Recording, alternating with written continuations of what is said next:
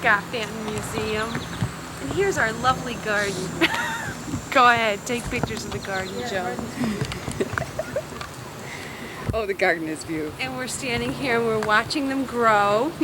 This is a Betsy Stevens garden. You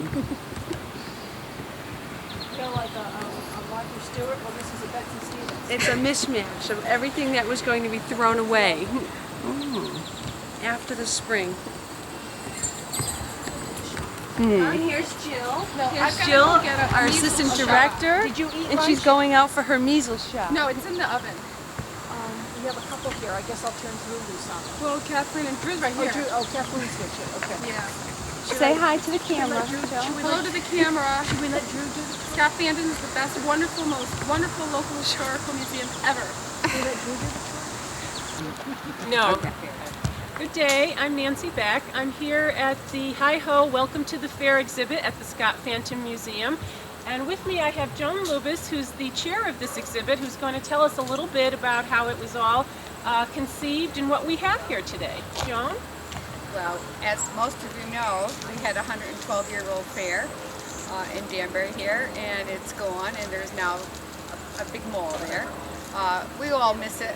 We know we can't get it back, but today and all the way through first night, we have an exhibit showing some of the aspects of the Danbury Fair from its first beginnings as the Danbury Agricultural Society through John Leahy's fair, the Great Danbury State Fair. I personally wanted this exhibit because I miss the fair. I miss the sights, the smells, the sounds, and all the excitement that went with the fair.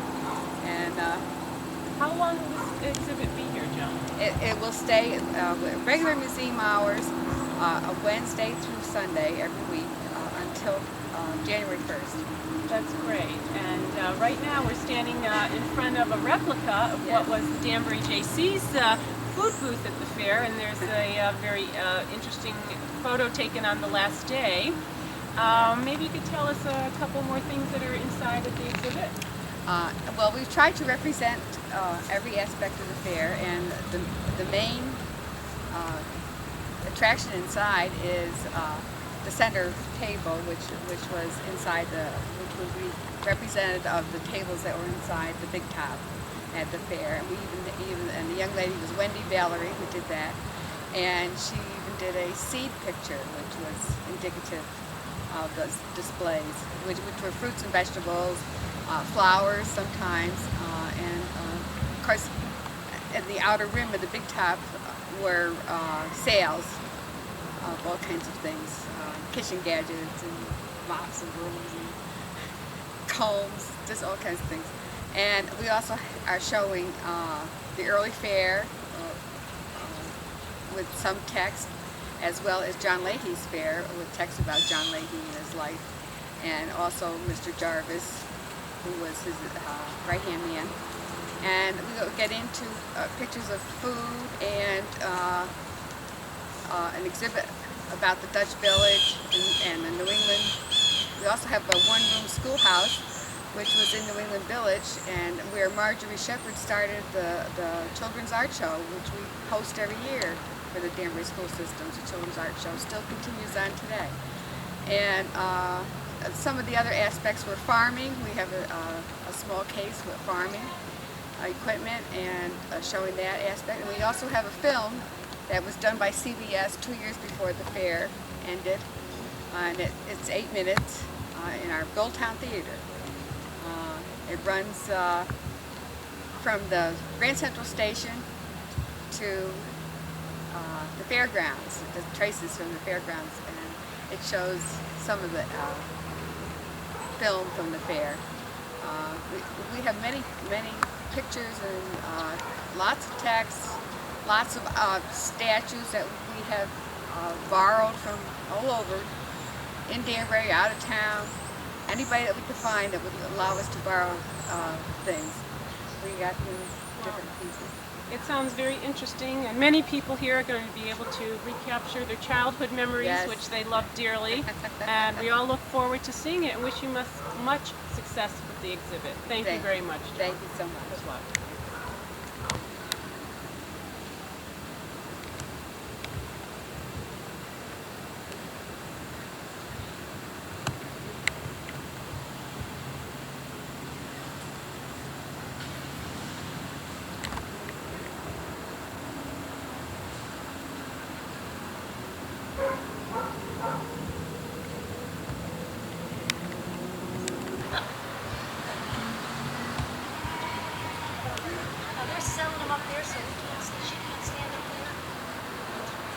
guess you ought to stand by the corner. So.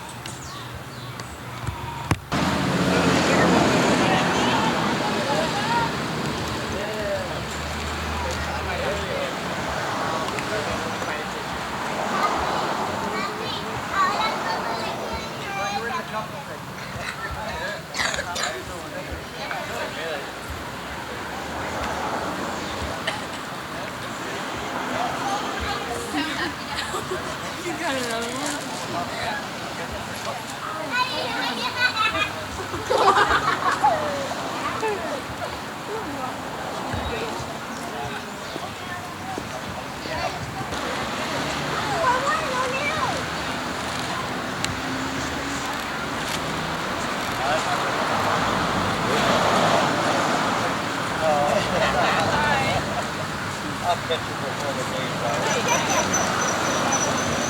You gonna grab that? Which side did you want?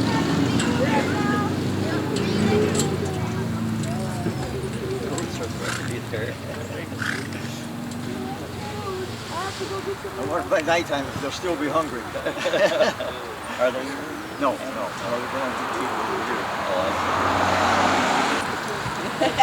Ahí no te lo comen todo, Oh boy, here they come.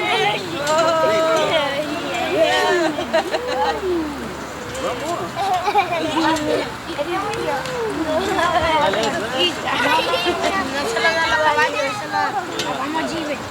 Vete a Jive. No, no, ahí no. Ven conmigo. Para que vengan todos. No, no,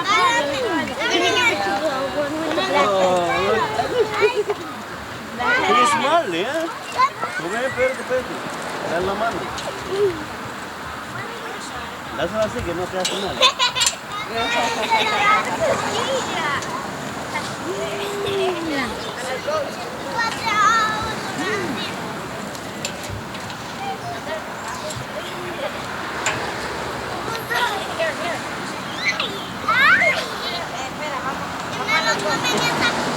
Mira Jairo, mira. Mira Jairo. Si el caballo come, ellos no comen. Si el caballo come, ellos no comen. Mira.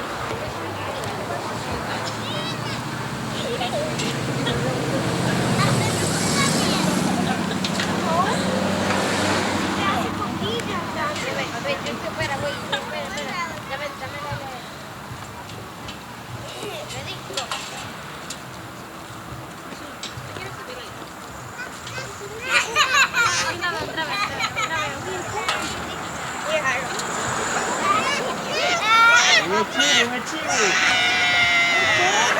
Un caballo.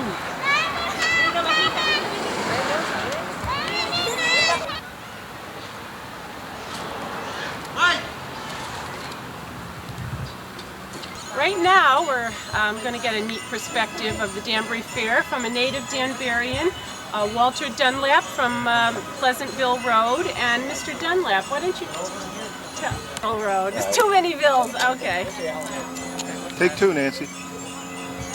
Right now, we're going to have a neat perspective of the Danbury Fair from a native Danburian, Mr. Walter Dunlap, who lives on Mountainville Road. Mr. Dunlap, why don't you tell us what you've been doing to keep the fair's memory alive? Well, in my yard on 18 Mountainville Road, I have quite a few artifacts of the Danbury Fair that I obtained at the auction.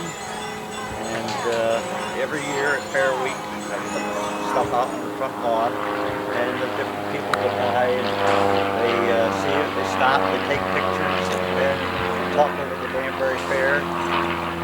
And anybody's welcome to come down, browse around, see the different. Now these artifacts, could you tell us a little bit about how you obtain them and what some of the items are?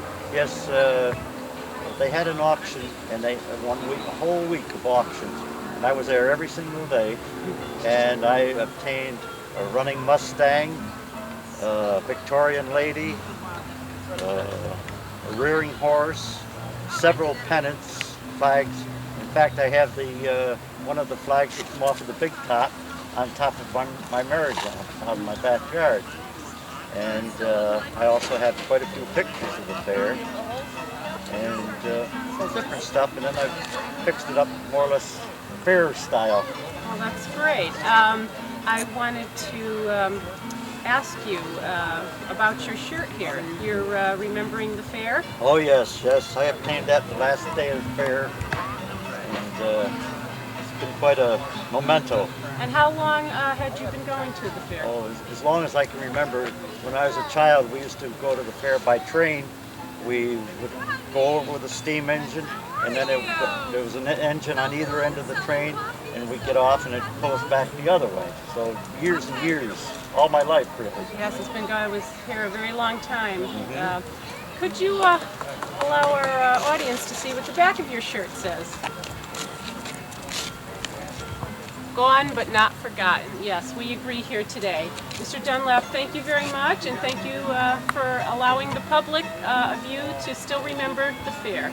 Thank you. Thank you. Bye. Only if you have strong ears. Hi. Yeah. Hi.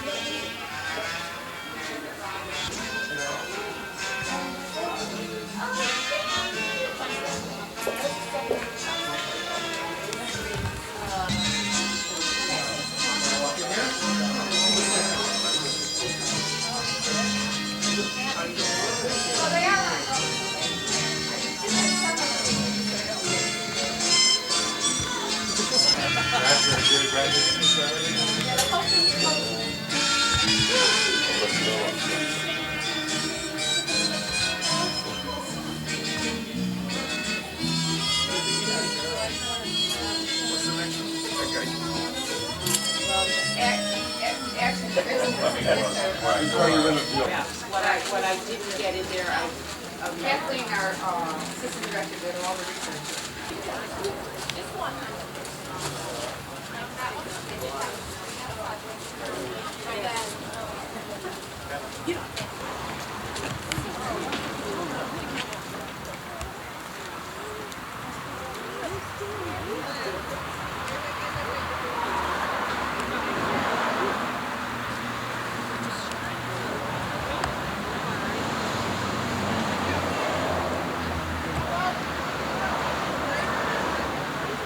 Loves it. Well, Maggie, she's in her own year. She was scared in the sun stuff. Can you tell us what you're doing, Mr. O'Neill? I am making cider. We have just ground the apples. Maggie and some kids have ground the apples. And what I'm doing now is we slid the bucket forward. This is a double tub screw press. And the type they used in the 1800s. And what I'm doing now is about to press the ground up apples into pure cider. And it will come out the bottom and fall into a bucket, and then I strain it into my 6-gallon tank. That's all there is to it. No preservatives, no additives, no natural sugar. With Macintosh gives you the natural sweetness. And the rest are tart apples. There's 4 kinds of apples in cider making. At least 4. So,